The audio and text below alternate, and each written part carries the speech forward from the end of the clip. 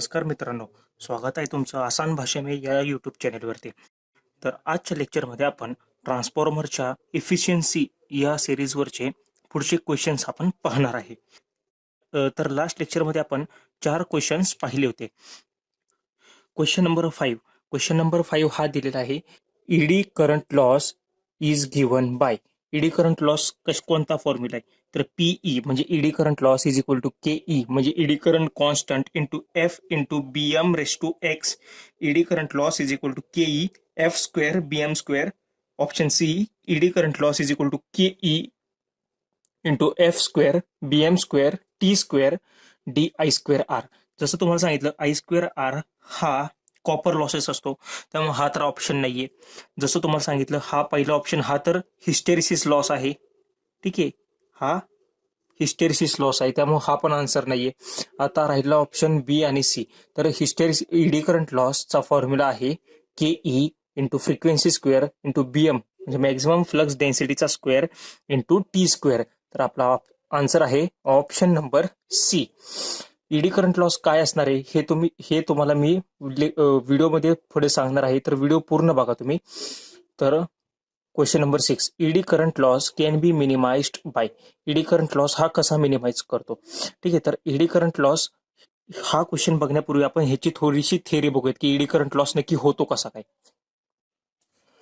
आता ही डायग्राम तुम्ही बघू शकता. तर हा आहे आपला ट्रान्सफॉर्मरचा सेटअप. तर ट्रान्सफॉर्मर आहे हा हा त्याचा कोर आहे. हा जो बॉक्स दिसतोय तो ट्रान्सफॉर्मरचा कोर आहे. ही प्रायमरी वाइंडिंग आहे, ही सेकंडरी वाइंडिंग आहे. ठीक आहे, तर या ट्रान्सफॉर्मरच्या प्रायमरीला आपण primary AC voltage given apply केलंय, VAC हे व्होल्टेज आपण दिलं. हे व्होल्टेज दिल्यामुळे काय झालं की या प्रायमरीच्या वाइंडिंग मध्ये एक एसी व्होल्टेज म्हणजे हा एसी करंट म्हणजे प्रायमरीचा करंट फ्लो झाला. ठीक आहे, हा या वाइंडिंग मध्ये फ्लो झाला असा.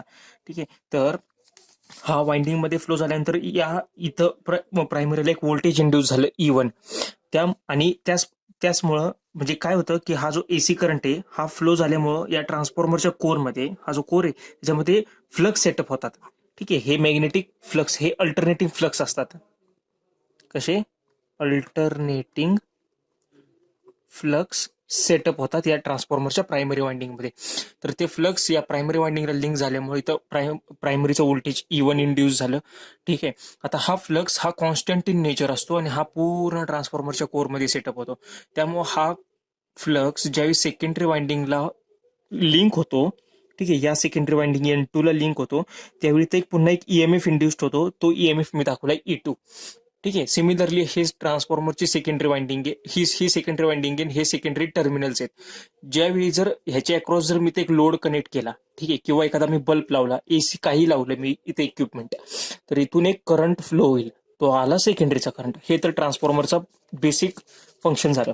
आता ईडी करंट लॉस कसा होतो हे आपण बघूयात. तर हा ट्रान्सफॉर्मरचा कोर आहे, या कोरमध्ये फ्लक्स सेटअप झाले. काय होतं, हे जे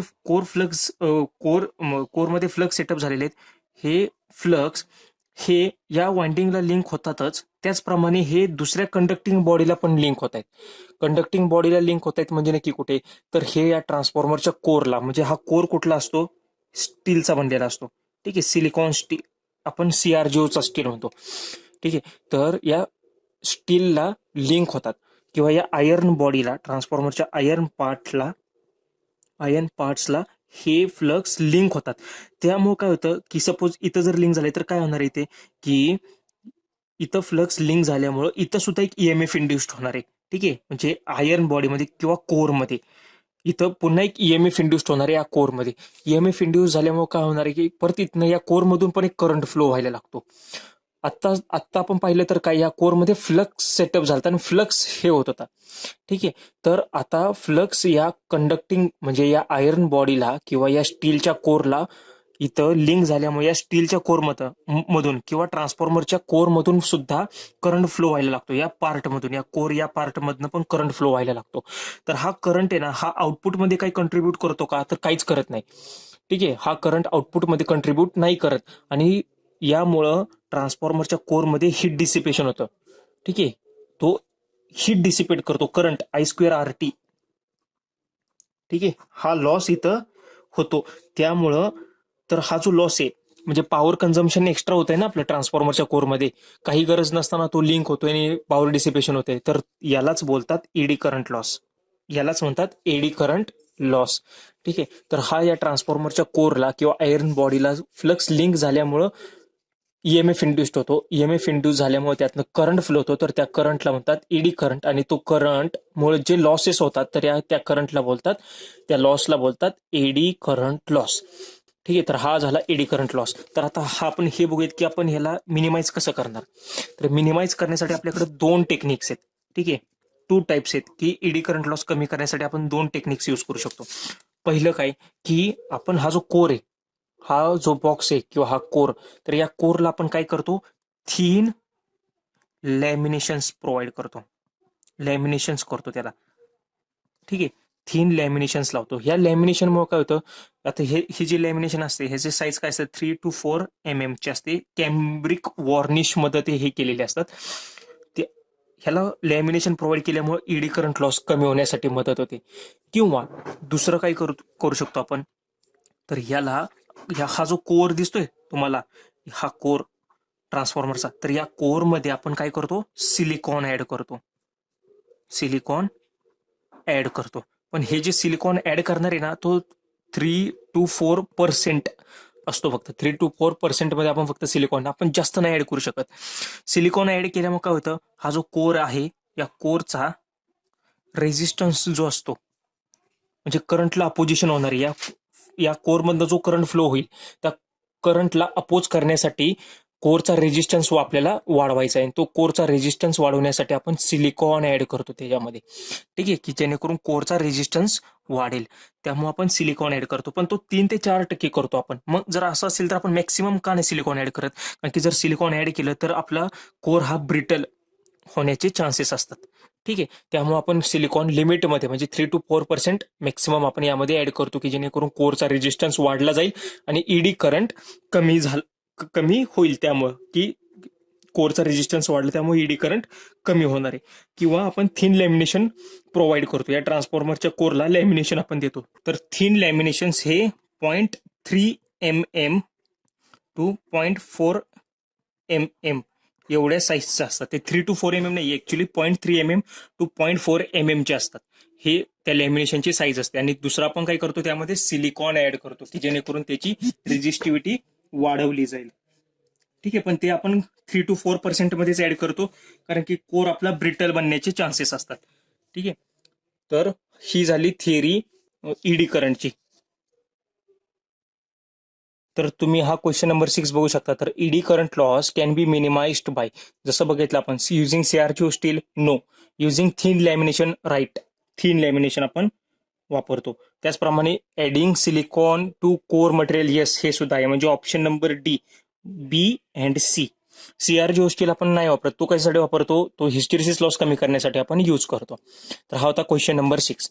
तर आता question number 7 is what, iron losses in a transformer operating at a constant flux and variable frequency can be expressed. Iron losses आपल्याला ट्रान्सफॉर्मर मधले कशा आपण एक्सप्रेस करणार, at a constant flux constant आहेत आपले. ठीक आहे, आणि व्हेरिएबल फ्रिक्वेन्सी. आता एक लक्षात घ्या, जसं सांगितलं तुम्हाला, आयर्न लॉसेसला आपण कसं रिप्रेझेंट करतो, हिस्टेरिसिस आणि ईडी करंट. हिस्टेरिसिसचा फॉर्म्युला काय, PH is equal to K H into F BM raise to X, आणि PE is equal to K E F square BM square आणि थिकनेसचा स्क्वेअर. ठीक आहे, तर आता बीएमला जसं मी तुम्हाला एक लेक्चरमध्ये सांगितलेलं, BM is what, V upon F. ठीक आहे, हा फ्लक्स सारखाच असतो. ठीक आहे, फ्लक्सवर डिपेंड असतो हा, त्यामुळे फ्लक्स तर व्ही अपॉन एफ असतो. त्यामुळे बीएम इज डायरेक्टली आपण जनरली काय घेतो, व्ही अपॉन एफ घेतो. तर आपल्याला सांगितलं की फ्लक्स कॉन्स्टंट आहे. ठीक आहे, फ्लक्स कॉन्स्टंट आहे, त्यामुळे आपण बीएम कॉन्स्टंट आहे हे सुद्धा आपण कन्सिडर करायचं. मग राहिलं काय, hysteresis loss is proportional to आपला राहिला एफ, आणि eddy current loss is proportional to राहिला, तर हे तर कॉन्स्टंट धरले आपण, एफ स्क्वेअर. ठीक आहे, तर हिस्टेरिसिस लॉसला आपण कसं रिप्रेझेंट करणार, हे प्रोपोर्शनॅलिटी कॉन्स्टंट केलं तर काय राहिलं, सपोज इथं के एच आपण घेताना मी के एच घेतो किंवा के ई घेतो, जिथं लिहितो मी के एच एफ तर पीईला पण मी त्याला काय लिहिणार, K E into F. Hysteresis loss हा is equal to K H into F आणि eddy current loss is equal to K E into F. आता या के एच ला आपल्या एक्झाम्पलमध्ये ए ने रिप्लेस केले म्हणून इथं ए एफ लिहिला हिस्टेरिसिस लॉस, आणि eddy current loss is equal to मी काय लिहिली इथं बी, इथं एफ स्क्वेअर, या एफ स्क्वेअर. ठीक आहे, तर आपला आणि एक लक्षात, आता हा हिस्टेरिसिस आला आणि ईडी करंट आला. आपले iron losses is what, it is a combination, it is a addition of hysteresis and eddy current. त्यामुळे A F plus B F square. Therefore answer is option number B, A F plus B F square यांनी represent करतो. ठीक आहे, तर हा question समजला तुम्हाला की आपण काय नक्की केलं. आयर्न लॉस ट्रान्सफॉर्मर मधले आपल्याला काढायचे होते. कॉन्स्टंट फ्लक्स या कंडिशनला व्हेरिएबल फ्रिक्वेन्सी असेल त्यावेळी आपण कसं रिप्रेझेंट, हा बेसिक फॉर्म्युला, म्हणजे बेसिक एकदम फॉर्म्युला बेस्ड क्वेश्चन आहे. फक्त आपण काय केलं, एक लक्षात घ्या, आपल्याला कॉन्स्टंट फ्लक्स कॉन्स्टंट म्हणजे काय असतं, व्ही अपॉन एफ असतं. ठीक आहे, त्यालाच फ्लक्स म्हणतो आणि फ्लक्सवर डिपेंड बीएम असतो. त्यामुळे बीएम कॉन्स्टंट झाला आपला, मग राहिलं काही एफ राहिला फक्त. मग PH is proportional to F, म्हणून PH is equal to K H F. त्या के एच लाच ए ने रिप्लेस केलं इथं, तर के ई ला बी न रिप्लेस केलंय, कारण की एक्झाम्पल मध्ये ए आणि बी असं दिलेलं आहे. ठीक आहे ना, तर हा होता क्वेश्चन नंबर 7. याचा आन्सर आहे ऑप्शन नंबर बी. तर आता क्वेश्चन नंबर 8. तर what is question number 8? A transformer has full load copper loss is 400 watt. The copper losses at half full load will be. ठीक आहे, आता हा क्वेश्चन हे थोडंसं इम्पॉर्टंट आहे बरं का. हे थोडंसं म्हणजे क्रिटिकल पण आहे, तुम्हाला लवकर समजणार नाही, पण मी व्यवस्थित सांगतो. काय, आपला एक ट्रान्सफॉर्मर आहे, ठीक आहे, तो फुल लोड कॉपर लॉस. फुल लोड कॉपर लॉस याचा अर्थ काय असतो की रेटेड म्हणजे लोड आहे ना आपल्या ट्रान्सफॉर्मरचा, तो 100% लोड आहे. ज्यावेळी ट्रान्सफॉर्मरवर लोड 100% दिलाय आपला, म्हणजे फुल लोड करतोय आपण ट्रान्सफॉर्मरला, त्यावेळी ट्रान्सफॉर्मरमध्ये कॉपर लॉस किती होत आहेत, copper losses at full load किती आहे, 400 वॅट. ठीक आहे, तर copper losses at half full load म्हणजे आपण ट्रान्सफॉर्मरला 50% लोड केलंय. ठीक आहे, त्यावेळी किती आहे, इथे हे इम्पॉर्टंट आहे, ह्याला अंडरलाईन करतो, हाफ फुल लोड. तर तो किती असणार आहे, तर जसं तुम्हाला असं वाटेल बरं की फुल लोडला 100% ज्यावेळी लोड होतो त्यावेळी 400 वॅट आहे, तर हाफ लोड झाल्यावर तो किती 200 वॅट असेल. रॉंग, हे नाही होत. ठीक आहे, का नाही होत तुम्हाला सांगतो. तर हे का नाही होत सांगतो, की ट्रान्सफॉर्मरच्या केसमध्ये फॉर्म्युला कसा असतो. ठीक आहे, फॉर्म्युला कसा आहे, ज्यावेळी ट्रान्सफॉर्मरचे कॉपर लॉसेस काढायचे is equal to X square into copper losses at full load. ठीक आहे, copper losses at any load, तुम्हाला कुठल्याही लोडचा कॉपर लॉसेस काढायचा असेल तर त्याचा फॉर्म्युला काय आहे, x square into copper losses at full load. हा फक्त कॉपर लॉसचाच फॉर्म्युला बरं का. आता एक्स म्हणजे काय असतं, एक्स इज इक्वल्स टू असतं लोडिंग, की किती लोड केलाय आपण ट्रान्सफॉर्मरला. ठीक आहे, आता पहिल्या जर केसचा जर घेतला आपण, copper losses at full load घेतला मी, तर फुल लोडला एक्स म्हणजे फुल लोड म्हणजे 100% लोडिंग झालं ना. 100% लोडिंग म्हणजे हा एक्सची व्हॅल्यू आली 1, त्यावर 1 into copper losses at full load किती आहे 400. त्यामुळे कॉपर लॉसेस फुल लोडला आले 400 वॅट. ठीक आहे, आता हाफ लोड घेतलाय, हाफ लोड म्हणजे एक्स किती आला ती या केसमध्ये, एक्स आला 50%. 50% म्हणजे किती, 1/2. देअरफॉर 1/2 चा square into copper losses at full load. Full लोडला किती होत आहेत 400 वॅट, म्हणून 400 ने गुणायचं is equals to 1/4 into 400 is equals to 100 watt. हे त्याचं झालं answer. Therefore answer is 100 watt. हे समजलं तुम्हाला. फुल लोडला नेहमी रेफरन्स घ्यायचा. Copper losses at any load is equals to X square into copper losses at full load. Full लोडचे लॉस किती आहेत 400 वॅट, हे तर आपल्याला माहित असतं किंवा एक्झाम्पल मध्ये दिलेलं असतं फुल लोडचा. तो घेतला आपण 400 आणि हाफ लोडला काढायचं ना, म्हणून 1/2 इंटू त्याचा स्क्वेअर आन्सर आलं. इथं काही काही काय देतात, इथं हाफ फुल लोड दिले ना, इथं असं लिहितात ट्रान्सफॉर्मर आपण लोड केलाय 70%. 70% लोड केलाय, तर त्यावेळी होणारे कॉपर लॉसेस काढा. तर 70% लोड झाला म्हणजे काय आलं 7/10. ठीक आहे, म्हणजे कसं येणार ते 7/10 चा स्क्वेअर इंटू 400 असं आलं. ठीक आहे, म्हणजे काय आलं 49 डिवायडेड बाय 100 इंटू 400. मग हे करा 49 इंटू 4, हे आन्सर आलं त्याचं. ठीक आहे, तर एवढं तो लोड घेणार, एवढा तो कॉपर लॉस झाला तेवढ्या पर्सेंटेज लोडिंगसाठी. ठीक आहे, तर हा टाईपचे छोटे छोटे क्वेश्चन्स न्यूमेरिकल्स तुम्हाला एक्झाममध्ये विचारले जाऊ शकतात. कारण की या टाईपचे क्वेश्चन महाडिस्कॉम सारख्या एक्झाममध्ये, RRB JEE सारख्या एक्झाममध्ये विचारले गेलेले आहेत. त्यामुळे छोटे छोटे बिट्स तुम्ही इम्पॉर्टंट आहेत ते तुमच्या लक्षात असावेत. ठीक आहे, तर आजच्या लेक्चरमध्ये आपण 4 क्वेश्चन पाहिले की ज्याच्यामध्ये आपण ईडी करंटचा कॉन्सेप्ट बघितला, ईडी करंट कसं कमी करतो ते पाहिलं. त्यानंतर व्हेरिएबल फ्रिक्वेन्सी कॉन्स्टंट फ्लक्स कंडिशनला आयर्न लॉसेस कसे होतात ते आपण पाहिले. आणि शेवटचा एक न्यूमेरिकल घेतला कॉपर लॉसचा. ठीक आहे, तर हा व्हिडिओ आवडला असेल तर चॅनेलला लाईक करा, सबस्क्राईब करा आणि हा व्हिडिओ मॅक्सिमम लोकांपर्यंत शेअर करा. थँक्यू.